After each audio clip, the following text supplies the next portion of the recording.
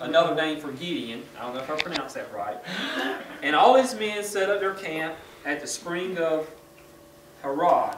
The Midianites were camped north of them in the valley at the bottom of the hill called Moreh, or Moreh. I'm not sure about that pronunciation. Then the Lord said to Gideon, and this is where the true test comes in. He says, you have too many men to defeat the Midianites. I don't want, and this is the key. And Missy, in her testimony, it kind of touched on this and everything. It says, I don't want the Israelites to brag that they saved themselves.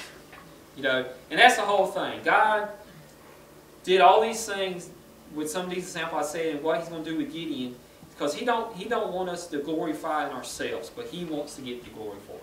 Amen. He wants the glory for it. In everything we do, we're to give glory to the Lord. In everything we're to do it as unto the Lord, so that He will take glory in it. So that we can't say that it was by our might that we did something, but it was by His power and His strength in Him alone.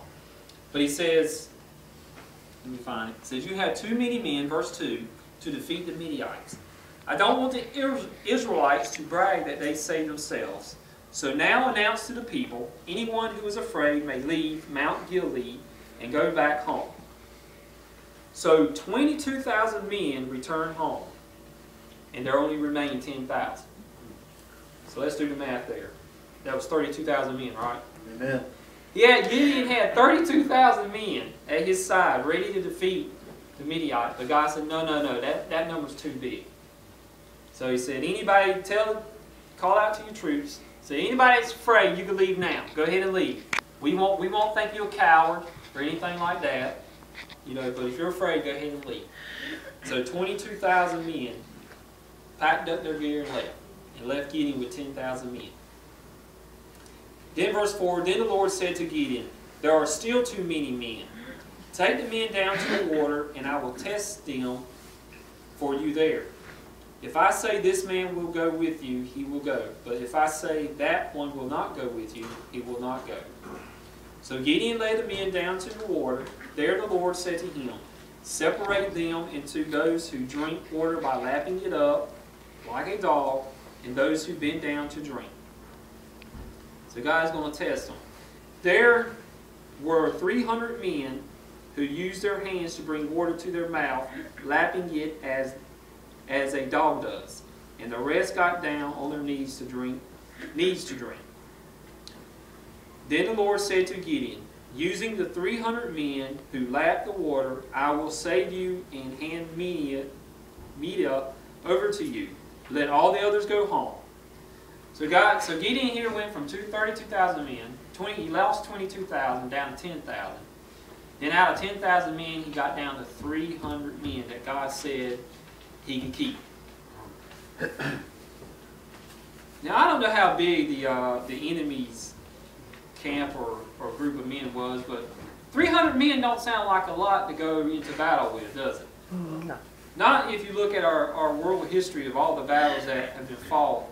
There were a lot of men, and we had a lot of casualties. That's it. Excuse me. You know, so 300 men. You know, I don't know what I would have done to my faith if I had 32,000 men and then I was down to 300 men and I was facing an enemy of maybe 100,000, say, with only 300 men. That's just a good round figure. You know, I don't know if I would have been too, reassured. I think I'd have been telling, Lord, are you sure this is what you want me to do with just 300 men? But Gideon was putting his trust in the Lord. And we know Gideon was doubtful already. He was unsure, and he was testing the Lord, and God was testing him. But he got him down to the 300 men. And remind you, go back to what we talked about earlier. God likes to take the least, the littles, and do great things with it.